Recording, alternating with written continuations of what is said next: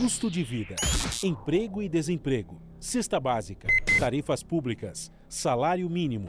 Agora, na Brasil Atual, a análise do DIEESE. Nós vamos conversar agora com o diretor técnico do DIEESE, Fausto Augusto Júnior. Bom dia, Fausto. Bom dia, Glauco. Bom dia a todos. Fausto, nós temos conversado aqui sobre a proposta de reforma tributária do governo Bolsonaro que já tramita na Câmara dos Deputados e, por sugestão do próprio governo, o relator da reforma na Câmara, Celso Sabino, do PSDB do Pará, propôs acabar com a possibilidade das empresas que oferecem vale-refeição e vale-alimentação abaterem essa despesa do imposto de renda no regime de lucro real, o que pode fazer com que muitos empregadores cortem esse benefício dos seus empregados. Como é que você vê essa proposta, ainda mais no momento atual, Fausto? Bem, então, Glauco, mais uma vez a gente vai olhando para um governo que tem duas características. Uma delas é não negociar e, quando negocia, não respeita o negociado. Porque esse debate é um debate que foi apresentado ao Conselho Nacional do Trabalho, para as bancadas dos trabalhadores e dos patrões, e vem sendo discutido desde o começo do ano.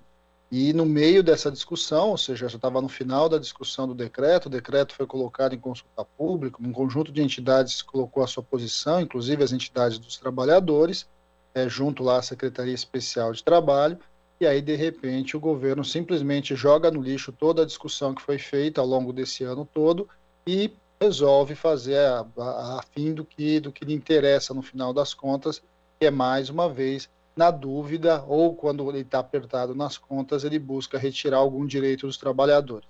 É isso que vem acontecendo, né? Essa é mais uma dessas medidas. O PAT existe desde os anos 70, ele tem um papel importante, porque ele foi o mecanismo pelo qual você ampliou a garantia de alimentação para o trabalhador. Vamos lembrar que a chamada mamita azeda, né? Ela começa a ser abolida da nossa realidade, pelo menos, principalmente para os trabalhadores formais, a partir da criação do PAT, em que as empresas passam a ter ou o refeitório, ou elas passam a conceder algum tipo de vale-refeição, enfim, para o trabalhador buscar esse benefício, essa alimentação em algum outro espaço. É bom lembrar que o PAT é uma grande estrutura, ele envolve bares, restaurantes, ele tem a ver com um sistema de fiscalização para ver se aquela alimentação que aceita aquele vale-refeição, aquele ticket, ele está sendo bem cuidado, enfim, tem toda uma estrutura que foi construída ao longo desses mais de 30 anos, nessa discussão aí sobre como você garante uma alimentação mínima para o trabalhador. É claro que a gente sabe que no Brasil esse é um debate importante, porque no Brasil os salários são muito baixos, e aí você precisa garantir nem que seja o mínimo aí para o trabalhador ter. Mas o que mais surpreende, de novo, é você fazer uma discussão num espaço e, de repente, simplesmente ali numa tacada só, você acaba com o benefício, e ao acabar com o benefício, você coloca em xeque, sim, todo esse programa. É bom lembrar, né, que vale-refeições, vale-alimentação, são benefícios definidos normalmente na convenção coletiva, e essa norma não vai tirar esses benefícios da convenção coletiva. O que tira seria ou a Justiça do Trabalho ou a própria negociação. Porém, é óbvio que as empresas que tinham lá algum incentivo para colocar esse benefício vão acabar certamente não colocando, e isso vai depender exclusivamente aí do poder de barganha dos trabalhadores junto às empresas, e num momento de bastante dificuldade, um momento que a taxa de desemprego é muito alta de um lado e que de outro lado você vê cotidianamente um processo aí de ataque ao direito do conjunto dos trabalhadores. Algumas categorias até conseguem, né, assegurar esse benefício por meio de convenções de negociações coletivas, mas as que têm menos poder de barganha vão ficar totalmente desprotegidas. Isso levando-se em conta que nós já somos um mercado de trabalho dominado pela informalidade, Fausto. Sim, acho que essa é uma outra característica. Mas, na verdade, essa é a proposta do atual governo, né, Glauco? A proposta do atual governo é cada vez mais aproximar os trabalhadores formais dos trabalhadores informais. Só que é o contrário, né? Toda a luta nossa da classe trabalhadora tem sido de você buscar elevar os padrões de direito, de qualidade de vida e de remuneração para os informais, e agora o que a gente está vendo é um processo de descida, de retirada dos direitos, de flexibilização, e no limite aí você vai caminhar cada vez mais para um trabalhador formal, que é muito próximo ali do ponto de vista de direitos do trabalhador informal. Vamos lembrar que a carteira verde e amarela, que é uma das propostas que ainda o governo insiste em colocar em votação, em discussão, ter um pouco essa sinalização. E no meio de tudo isso, a gente sabe o que está por trás. Tem um processo aí também de privatização da Previdência, que eles insistem e já não abandonaram, né? E essa discussão, por exemplo, essa própria discussão aí do Vale Alimentação, ela tem alguma relação com essa discussão, inclusive, de não considerar, né, esse tipo de benefício como verba trabalhista, então não incide remuneração, não incide encargos previdenciários sobre ele. Então, quando a gente olha para esse cenário, a gente vai vendo que o governo continua indo numa direção que é de retirada de direito, de colocar simplesmente o trabalhador ali à disposição das empresas como mercadoria barata, e de alguma forma é isso que a gente vai vendo, e o pior de tudo, né, vai encontrando ali amparo junto ao Congresso Nacional. É bom lembrar, viu, Glauco, também, que neste caso, inclusive, né, pensando em reforma tributária, tudo que a gente vem defendendo é que os mais ricos paguem impostos e os mais pobres, né, passam a pagar menos impostos. Essa é a grande discussão que o Brasil precisa fazer. E o que a gente vai vendo é que quando a coisa aperta, quando aparece uma proposta ali que vai desonerar empresas e etc., eles vão de novo tirar o benefício do lado do trabalhador.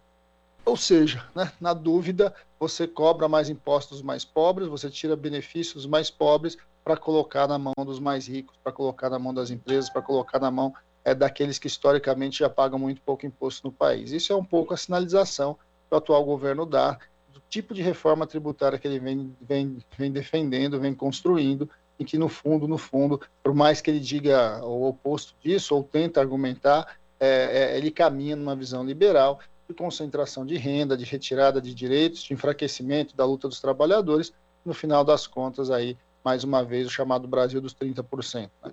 Porque neste caso específico, viu, Glauco, quem é prejudicado, na maior parte dos casos, serão trabalhadores mais pobres, serão trabalhadores que sim, o vale-refeição, o vale-alimentação faz muita diferença para a sua vida, para a sua alimentação, inclusive da sua família, e que, de repente, por uma visão absolutamente liberal, torta, o governo vai acabar retirando algo que já existe há muito tempo, que já está consolidado, que já tem um conjunto de empresas, inclusive, que está consolidado. Para você ter uma ideia, a discussão no Conselho, ou seja, em nenhum momento foi colocada essa questão, e a principal discussão do Conselho era como a gente ia melhorar isso, né? Como é que as pessoas, por exemplo, poderiam ter portabilidade. Você recebe um ticket de uma bandeira que poderia usar num estabelecimento que poderia ter outra bandeira. Você estava se discutindo, inclusive, as melhorias da forma como você ia transformando esses vales de alimentação para o benefício do trabalhador, para ele poder comprar os gêneros alimentícios ali onde ele pudesse, onde fosse mais barato, inclusive. Isso tudo foi jogado no lixo com essa atual proposta aí do Ministério da Economia, que vai agora, que está em debate ali no Congresso Nacional. E vamos lembrar, né?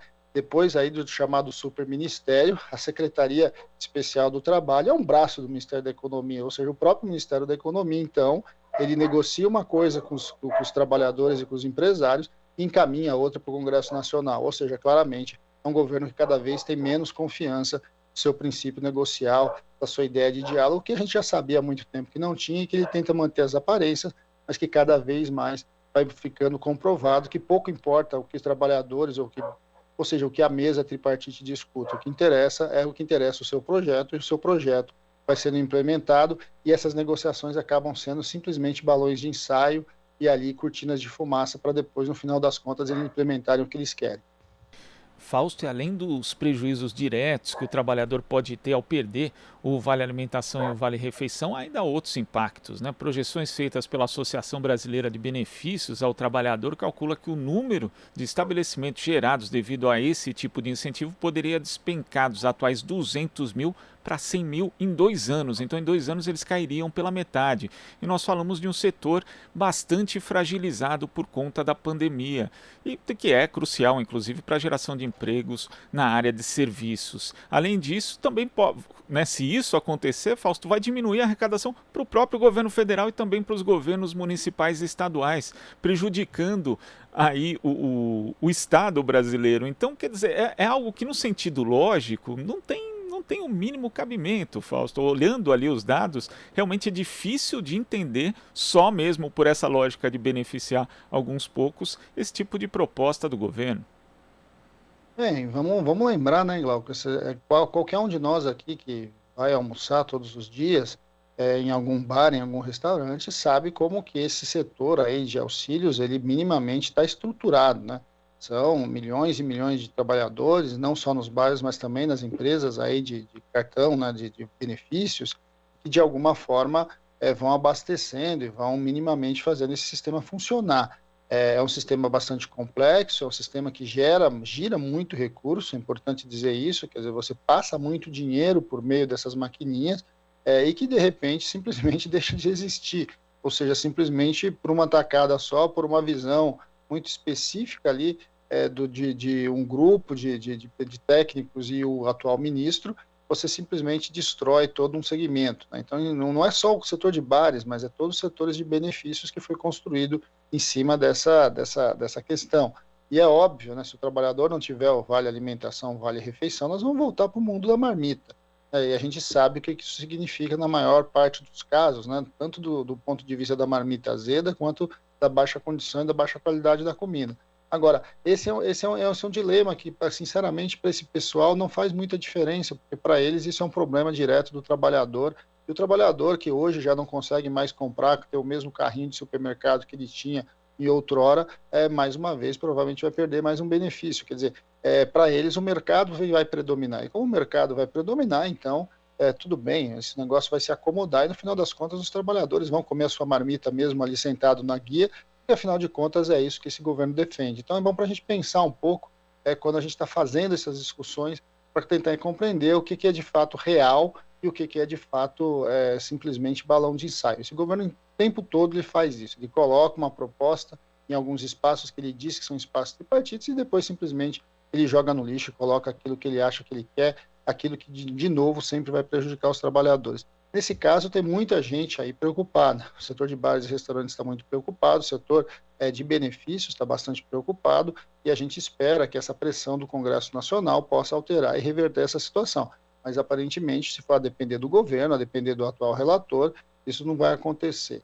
E vamos lembrar, de novo, né, por que isso está sendo colocado? Porque eles querem compensar uma retirada de imposto de renda da pessoa jurídica, ali dos 15% para 2,5%, para o conjunto das empresas, o que é, de novo, né, em vez de você taxar mais o imposto de renda, mexer na tabela e taxar os mais ricos, você vai retirando cada vez mais dos mais pobres e desincentivando programas que, de alguma forma, beneficiam normalmente os mais pobres, normalmente aqueles que menos têm recursos. Isso é um pouco a sinalização que a gente tem do atual governo, e aí vamos esperar como é que esse debate vai se dar dentro do Congresso Nacional. O relator ainda vai apresentar a proposta, e depois a comissão precisa discutir. Não está dado e isso continuará assim, mas não há a menor dúvida das intenções do atual governo. Vamos acompanhar então como tramita essa proposta no Congresso Nacional. Fausto, muito obrigado pela sua participação aqui no Jornal Brasil Atual e até a próxima.